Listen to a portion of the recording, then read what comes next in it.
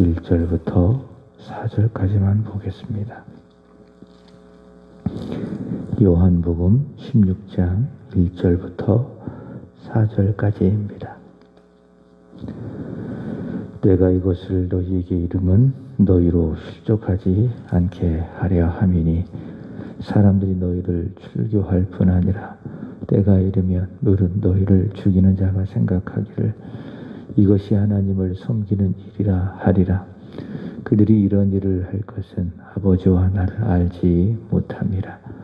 오직 너희에게 이 말을 한 것은 너희로 그때를 당하면 내가 너희에게 말한 이것을 기억나게 하려 함이요 처음부터 이 말을 하지 아니한 것은 내가 너희와 함께 있었음이라.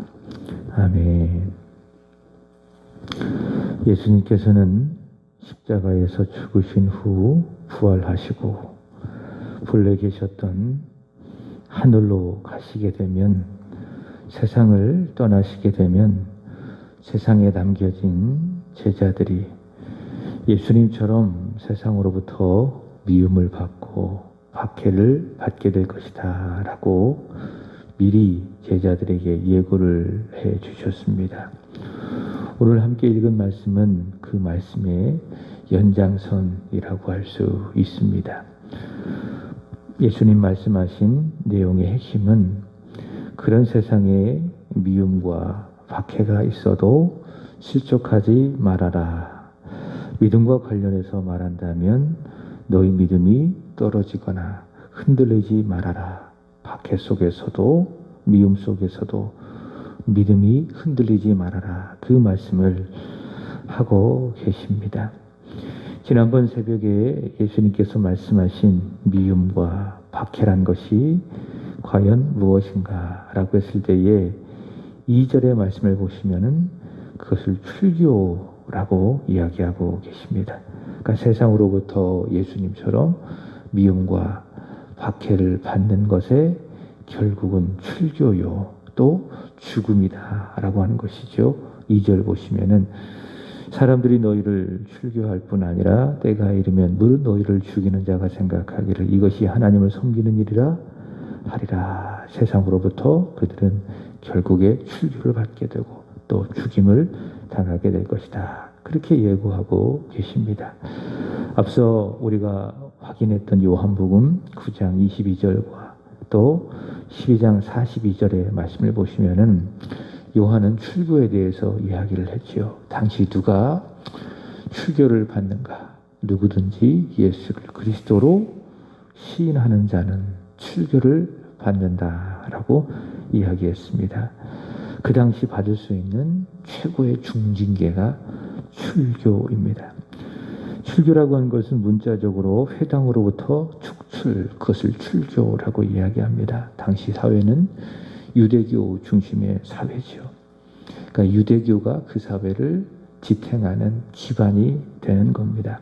그리고 유대교 신앙은 그들이 모이는 회당으로부터 그 신앙이 견고해지는데 회당으로부터 축출한다, 회당으로부터 쫓겨난다. 그것은 유대교와의 단절이요. 더 크게는 그 사회의 구성원으로부터의 단절이라 할 수 있겠죠. 누군가 출교를 당할 경우, 심한 경우에는 그 사람 주변에 접근이 금지가 됩니다. 그러니까 2m까지 출교당한 사람의 근처에 접근이 금지가 되고요. 그 사람과 출교당한 사람과 이야기를 하거나 교제를 하거나 또 물건을 파는 그런 경우가 금지가 됩니다. 그가 죽었을 경우에는 그를 위해서 애국을 해서도 안 되고 심지어 그 시체에 돌을 던지는 경우도 있었습니다. 그러니까는 회당으로부터 축출당한 사람, 유대교로부터 출교한 사람은 살아서도 또 죽어서도 모욕과 또 무시를 당할 수밖에 없는 겁니다. 그러니까 출교는 그 당시 사람이 받을 수 있는 중징계 중에 중징계라고 할 수 있을 것입니다. 그런데 예수님께서 세상을 떠나시면은 세상에 남겨진 제자들이 예수님처럼 생명을 구원하기 위해서 복음을 전해야 되는데 그 복음을 전파하게 될 때에 세상에 환영을 받는 것이 아니라 예수님처럼 세상으로부터 미움을 받고 또 박해를 받고 결국 그들은 세상으로부터 무시와 모욕을 받게 되는 출교를 받게 될 것이고 그리고 결국 순교하게 될 것이다. 자, 그 말씀을 예수님께서 하고 계십니다. 계속해서 2절의 말씀을 보시면은 그렇게 그들을 출교하고 또 죽이는 것에 대한 그 당시 사람들의 명분이 있습니다. 그것은 무엇이냐? 그것은 하나님을 섬기는 것이다.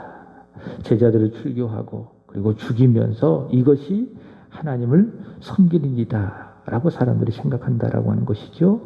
이것을 문자적으로 이야기한다면 그것이 하나님께 바쳐드리는 예배다. 이것이 하나님께 섬겨드리는 것이다. 예배다. 이런 명분을 가지고 그리스도인들을, 제자들을 미워하고 박해하고 죽이고 결국 출교하게 된다라고 하는 겁니다. 자, 그렇기 때문에 그들이 세상으로부터 받는 출교와 죽음은 끊임없이 지속된다라고 하는 것이죠. 요즘 아프가니스탄 탈레반 무장 세력들도 같습니다. 무력으로 그들은 나라를 점령을 했는데요. 문제는 어린이들이 학대를 받고 또 여성들이 그들이 세운 그 규정을 어길 경우에 죽임을 당하는, 그들의 생각에 여성은 그저 아이를 낳는 기계, 그런 존재로 밖에는 보지 않죠. 그래서 심한 경우에 여성들을 죽이는 그런 일들도 많이 발생을 한다고 합니다. 그들이 그렇게 하는 것에는 아무런 이유 없이 하는 것이 아니에요. 명분이 있습니다. 그들만의 명분이 있습니다. 그것이 무엇이냐? 꾸란이라고 하는 것은 이슬람교의 경전이죠. 꾸란에 대한, 그리고 그들의 신 알라에 대한 신앙이요, 사랑이요, 충성이다. 그것이 그들의 명분입니다. 마치 제자들을 출교하고 죽이면서 이것이 우리가 하나님을 예배하는 것이다, 하나님을 섬기는 것이다, 이런 명분을 가지고 하고 있는 것처럼 그들도 똑같습니다. 그들이 그렇게 폭력을 행사할 때에 그런 종교적인 명분을 갖고 하는 것이죠. 그래서 이런 생각을 해봐요. 종교가 인간의 생각에 또 인간의 죄에 지배를 당하면 그 종교는요, 생명이 아니라 살리는 것이 아니라 오히려 죽이는 죽음이 될 수 있고 또 칼이 될 수도 있다. 원래 사람들이 종교를 왜 만듭니까? 살리기 위해서 만든 것 아니겠습니까? 그러니까 종교가 이 세상에 존재하는 목적은 죄 극복이에요. 죄의 삭은 사망, 죽음. 어떻게 하면 사람이 죄로부터 해방될 수 있을까? 죽음으로부터 해방될 수 있을까? 결국 그 문제에 대해서 사람들이 답을 내리기 위해서 종교라고 하는 것을 만들었는데요. 뭐 기독교든 뭐 이슬람교든, 좀 개인적으로 우리 기독교를 종교라고 말하는 것을 좋아하지 않아요. 기독교는 종교가 아니라 저는 믿습니다. 생명입니다. 길입니다. 진리입니다. 그러나 분류상 그렇게 말하는 거예요. 기독교든 이슬람교든 유교든 세상에 있는 모든 종교는 결국 죄 문제 해결입니다. 어떻게 하면 사람이 죄 문제를 해결받고 생명을 얻을 수가 있을 것인가? 그게 이 세상에 종교가 존재하는 목적인데, 보십시오. 그들 탈레반 세력이 주장하는 교리, 그들의 종교가 과연 사람을 살리는 것인가? 그렇지 않죠. 죽이는 종교입니다. 그것을 종교라고 말할 수 없어요. 마귀가 역사하는 거죠. 사단이 역사하는 거죠. 그런 시각으로 봅니다. 그래서 우리는 아프가니스탄을 위해서 기도하게 되어지는 거예요. 종교가 인간의 죄에 그렇게 지배를 당하면 잘못된 교리를 양산해내고 그 교리는 사람을 살리는 것이 아니라 결국 죽이는 내용이 될 수 있다라고 하는 것이죠. 그러나 성경이 말씀하고 있는 복음은 그렇지 않습니다. 복음은 인간이 들어갈 자리가 없습니다. 그러니까 인간의 구원을 위해서 받는 것도 같지 않겠습니까? 세상의 종교는 내가 노력하는 거예요. 내가 애쓰는 거예요. 그래서 구원을 얻는 거예요. 이게 수도 종교입니다. 그러나 기독교는 계시 종교입니다. 구원을 위해서 내가 할 일이 아무것도 없습니다. 99.9%는 하나님이 하고 거기 1%를 내가 더하면 100%의 구원이 완성되어 내게 주어진다. 이것은 복음이 아니에요. 수도 종교의 내용입니다. 계시 종교는 무엇인가? 복음은 무엇인가? 우리는 구원을 위해서 인간이 아무것도 할 것이 없다. 칼빈은 이것을 전적 무능력이라고 이야기하죠. 구원받기 위해서 사람이 할 수 있는 것이 아무것도 없다. 구원은 오직 하나님의 은혜로 받는다. 구원은 아래에서 위로 올라가는 것이 아니라 위에서 아래에서 내려져서 주어지는 것이다. 그것이 구원이다. 신앙이 그래요. 신앙은 아래에서 위로 올라가는 게 신앙이 아니에요. 신앙은 무엇이냐? 위에서 아래로 내려오는 것을 믿음으로 받는 것, 감사하는 것이 바로 기독교 신앙입니다. 구원은 사람이 하는 것이 아닙니다. 하나님이 하시는 겁니다. 복음도 마찬가지입니다. 하나님이 하시는 겁니다. 인간이 들어설 자리가 없습니다. 인간의 죄와 인간의 생각이 들어올 수 없습니다. 그것이 바로 복음입니다. 그래서 죄인이 그 복음을 받아들이면 이것을 믿음이라고 이야기하지요. 이 복음을 받아들이면은 죄가 사라지고 죄를 이기고 죄 용서받고 생명을 받게 되는 거죠. 요한복음 11장 25, 26절의 말씀처럼 복음은 무엇인가? 예수 그리스도시죠. 부활이신 예수 그리스도, 죄를 이기시고 죽음을 이기신 예수 그리스도가 바로 복음인데, 복음의 주체가 되시고 복음의 본질이 되시고 복음의 내용이 되어지는데, 그 복음을 믿으면, 예수를 믿으면, 복음을 믿으면 죽어도 살겠고 살아서 믿는 자는 영원히 죽지 않는다. 그래서 복음은 죽지 않게 하는 거예요. 생명이에요. 능력이에요. 바울은 복음을 로마서 1장 16절에서 이야기하기를, 복음은 무엇인가? 모든 믿는 자에게 구원을 주시는 하나님의 능력이다. 생명을 주시는 하나님의 능력이다 라고 하는 것이죠. 그러나 당시 유대교는 하나님을 섬긴다, 이것이 하나님을 섬기는 일이다 라고 하면서 어떻게 하는 거죠? 제자들을 미워하고 박해하고 출교하고 결국 죽이는 거예요. 그러니까 얼마나 그들의 종교가 잘못되고 부패된 종교인가. 오늘날의 유대교가 바로 그런 종교라는 거죠. 그런 종교라는 거죠. 타 민족에 대해서 아주 배타적이고 편협한 생각을 가지고 있고, 예수님을 십자가에 못 박아 죽였고, 또 유대인들이 바울 당시에 복음을 전할 때 얼마나 핍박했습니까? 복음을 전하는 일들을 핍박했습니까? 그러니까 그들의 종교는 죽은 종교라고 하는 허울을 갖고 있지만은 내용은 없는, 살리는 종교가 아니라 죽이는 종교. 그러니까 이 종교가 끊임없이 지속되는 것은 무엇이냐? 이런 죽은 종교임에도 불구하고 잘못된 교리 때문에 그러는 거예요. 이것이 무엇이다? 하나님을 섬기는 것이다. 하나님 얼마나 무섭습니까? 믿는 사람들을, 그리스도인들을 핍박하면서 이것이 하나님을 섬기는 일이다 라는 그런 교리를 가지고 그 일을 하고 있기 때문에 끊이지 않는 거예요. 정당성을 그들은 갖고 있는 거예요. 오늘날 신천지도 마찬가지입니다. 그들의 안에는 잘못된 교리가 갖고 있는 거예요. 그죠? 잘못된 교리가 가지고 있기 때문에 작년 같은 경우에도 그 신천지가 이 코로나 때문에 그 붕괴될 위기가 처했지 않겠습니까? 그들의 이제 교주가 구속당할 위기에 처해 있고, 많은 사람들이 신천지가 무너질 것이다 라고 하는데 무너졌어요? 안 무너졌어요? 안 무너졌잖아요. 왜 그런지 아십니까? 교리가 뒷받침되고 있기 때문에 그래요. 교리. 분명한 교리가 뒷받침되어 가고 있기 때문에 지금도 건재합니다. 무너지지 않습니다. 그만큼 교리라는 것은 무서운 거예요. 잘못된 교리가 그만큼 무서운 거예요. 복음은 그렇지 않다. 복음은 생명을 주는 하나님의 능력이다. 유대교는 바로 죽이는 종교다. 사람을 살리는 종교가 아니라 죽이는 잘못된 종교라는 것을 보여줍니다. 자, 이렇게 세상에 남겨진 제자들이 고난과 또 미움 속에 출교를 당하고 또 죽임을 당할 것이라고 예수께서 예고를 하시고요.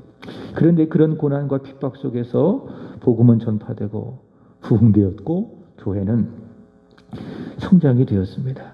그러니까 세상에 미움을 받아도, 박해를 받고 출교를 받고 죽임을 당해도 그렇다고 해서 그들을 통해서 전해진 복음이 소멸되었는가? 믿는 사람들의 수가 유대교인들의 그런 핍박을 통해서, 거센 저항을 통해서 사라졌는가? 그렇지 않죠. 오히려 저항이 거세지면 거세질수록 복음은 전파되고 믿는 사람의 수는 점점 불어났습니다. 마치 출애굽기 1장에 애굽 사람들이 이스라엘 백성들을 압박하고 핍박할 때에 그 수가 줄어들었던 것이 아니라 오히려 하나님의 은혜로 번성하였던 것처럼 교회 부흥의 역사는요, 박해와 순교의 역사라고 할 수 있습니다. 그러므로 그러니까 박해와 순교 속에 교회는 끊임없이 부흥된다. 복음도 마찬가지입니다. 예수님께서 사도행전 1장 8절에 오직 성령이 너희에게 임하시면은 너희가 권능을 받고 복음이 온 유대와 예루살렘과 사마리아와 땅끝까지 이르러 전파되리라, 그 말씀을 하지 않으셨습니까? 그러니까 복음이 유대를 걸쳐서 오늘 땅끝까지 전파되어지는 그런 복음의 역사, 부흥의 역사를 말씀하시는데, 그렇게 땅끝까지 전파되기 위해서 그 과정은 매우 순탄하지 못했습니다.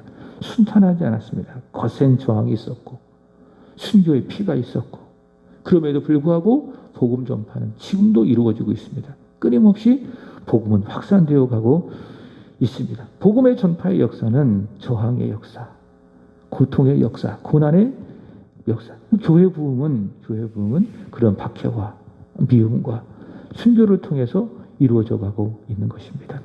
초대교회 교부 터툴리아는 말했습니다. 순교자의 피는 교회의 씨앗이다. 오늘 교회의 씨앗은 바로 순교자의 피를 통해서 이루어졌다. 그러니까 교회 하나 세워지기 위해서 얼마나 많은 희생과 노고, 헌신이 있습니까? 그런 수고를 통해서 교회가 하나 세워지는 거예요. 모든 교회들이 다 그래요. 그런 헌신과 수고와 희생을 통해서 교회의 교회됨이 이루어집니다. 교회의 씨앗이 바로 순교의 피다. 반대로 생각해 보십시오. 교회가 편안할 때에, 문제가 없을 때에, 외부로부터 미움과 박해와 환란이 없을 때에 교회는 어땠습니까? 오히려 쇠락했죠. 쇠퇴했죠. 부패하고 타락했죠. 그래서 로마 시대 콘스탄티누스의 밀라노 칙령이라고 하는 것에 의해서 교회가 공식적으로 로마 국교가 되었을 때에 이제 더 이상 핍박이 없어진 겁니다. 그 전까지만 해도 교회는 끊임없이 로마 종부로부터 또 세상으로부터 많은 핍박과 어려움을 당했죠. 그 핍박 속에 우리 믿음의 선배들이, 특별히 예수 그리스도의 제자들이 다 출교당하고 다 세상으로부터 죽음을 당하게 된 거예요. 그런 과정을 통해서 복음이 전파되고 교회는 부흥되는 겁니다. 근데 밀라노 칙령에 의해서 이제 더 이상 교회가 핍박이 사라진 겁니다. 그때부터 교회는 부패하고 타락하게 된 겁니다. 중세시대가 그 부패의 타락에 꽃을 피웠죠. 중세시대가 부패하고 타락한 교회의 증거입니다. 그래서 16세기에 루터에 의해서 교회가 부패하고 타락해서 하나님이 기뻐하시는 성경대로의 교회로 돌아가자. 그게 뭐예요? 16세기 일어난 종교 개혁이죠. 그러니까 편안할 때의 교회가 오히려 부패하고 타락했다. 우리 신앙도 같습니다. 외부의 어려움이 많이 있고 또 환란이 많이 있고 인생의 고통이 많으면은 어떻습니까? 더 기도하잖아요. 더 순수해지잖아요. 또 하나님을 바라보고 하나님께 나아가 기도하고 하나님을 섬기잖아요. 그죠? 고통스럽고 힘드니까는 기도 안 하던 사람이 열심히 와서 기도하고, 전에 교회에 있을 때에도 새벽 기도를 하다가 보면은 안 나오시던 분이 새벽 기도 나오면은 일단 의심을 해봐야 돼요. 아, 저분의 삶이 문제가 있구나. 어려움이 있구나. 그렇게 생각하게 되어지는 거예요. 사람이 그래요. 어려움이 있을 때에, 고통이 있을 때에 신앙이 견고해집니다. 하나님을 섬기는 일에 더 열심을 냅니다. 그러나 문제는 순탄할 때에, 평탄할 때에 어떻습니까? 게을러지고 나태해지고 나도 모르게 교만해지고, 그리고 기도하지 않고 하나님 말씀 가까이 하지 않고 예배하지 않고, 그래서 고난 당하는 것이 우리 그리스도인들에게는 유익한 거예요. 그런 측면에서. 왜? 고난 속에서 신앙이 견고해지기 때문에, 신앙이 순수해지기 때문에. 그래서 시편 119편 71편에 정확하게 이야기합니다. 고난 당하는 것이 내게 유익하다. 그러니까 고난을 통해서 내 믿음이 순수해지고 깨끗해지고, 마치 금을 재련하기 위해서 불순물을 통과하는 것처럼, 불순물을 통과해야 금이 깨끗한 순금이 되는 것 아니겠습니까? 우리도 마찬가지죠. 우리의 믿음도 고난이라고 하는 그 뜨거운 과정을 통과해야 깨끗한 신앙으로 되어지는 것처럼 고난 당하는 것이 그런 측면에서 유익하다. 그래서 우리는 고난 속에서도 어려움 속에서도 불평하지 말고 감사해야 돼요. 왜 이런 고난을 통해서 내 믿음의 불순물이 빠져나가기 때문에 고난 속에서 감사하고, 그러나 고난이 없을 때에 평탄할 때에 자만하지 말아야 됩니다.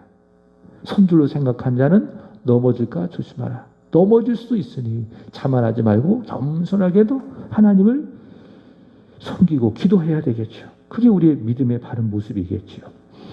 예수님께서는 그들이 출교를 당하고 순교할 것을 말씀하시는데요.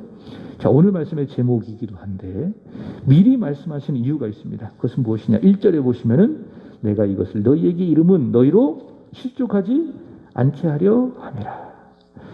출교와 순교 직전에도 그들이 주님의 말씀을 기억해서 그들이 예수를 부인하거나 믿음이 흔들리거나 떨어지지 않기 위해서, 이것이 실족입니다. 실족하지 않게 하기 위해서 예수님께서 지금 바로 이 말씀을 하고 계신다라고 하는 겁니다. 여러분, 예수님의 말씀은 나와 내 믿음을 실족하지 않게 하는 하나님의 말씀임을 믿으시기 바랍니다. 마태복음 4장 4절 보시면은 사람은 떡으로만 사는 게 아니에요. 우리 예수 믿는 사람은 하나님 말씀으로 사는 존재입니다. 예수님의 말씀이 있어야 살아가는 존재입니다. 말씀 먹지 않고 살 수 없는 존재입니다. 말씀을 듣지 않아도, 예수님의 말씀이 없어도 잘 살고 있다 의심해봐야 돼요. 내가 과연 예수 믿고 구원을 받았는지. 내가 정말 거듭난 영혼이라면은 말씀을 가까이 하지 않잖아요. 말씀을 읽지 않잖아요. 예수 그리스도의 말씀을 듣지 않잖아요. 그러면 갈급한 거예요. 힘든 거예요. 배고픈 거예요.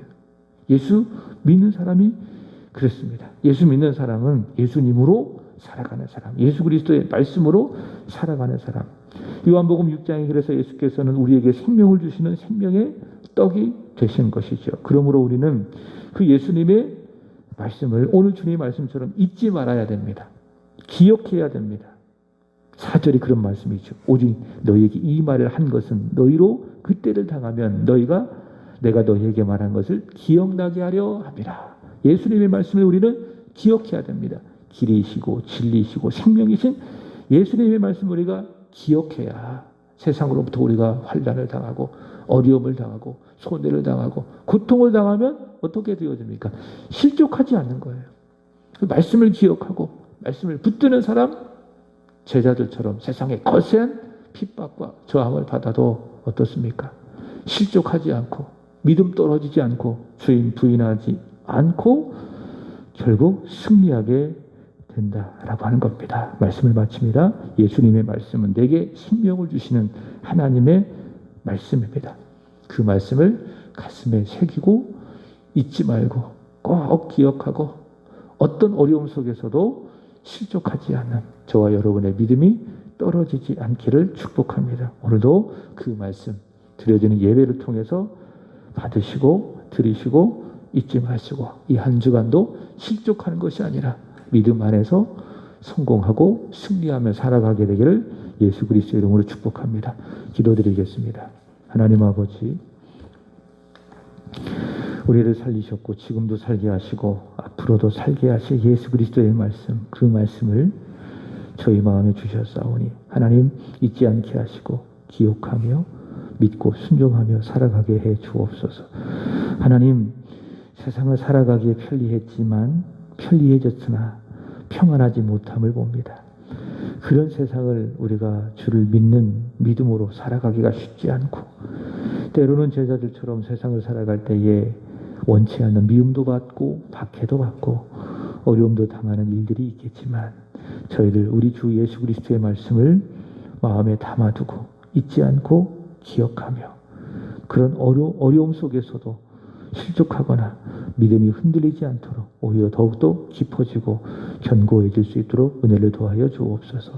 하나님, 오늘도 예배를 통해서 주시는 하나님의 말씀 귀로 듣고 마음으로 받아 새기게 하여 주시고 내가 말씀을 지키는 것이 아니라 말씀이 나를 지켜주심을 믿는 또 실감하는 복된 이 한 주간이 되게 해 주옵소서.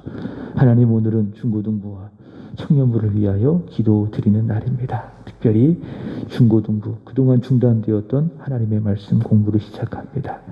말씀을 전하시는 이종태 목사님 성령의 충만함을 주시고 주를 믿고 맡겨주신 영혼을 섬김이 귀한 사명이 되어짐을 믿게 하여 주시고 감당하시는 목사님의 사역에 하나님의 은혜와 성령 하나님의 기름 부어 주심이 있게 하여 주옵소서. 이러한 섬김이 천국에 갔을 때에 주로부터 받는 면류관 칭찬이 되게 하여 주옵소서. 우리 청년들에게 은혜 주시고 믿음 주시기를 원합니다.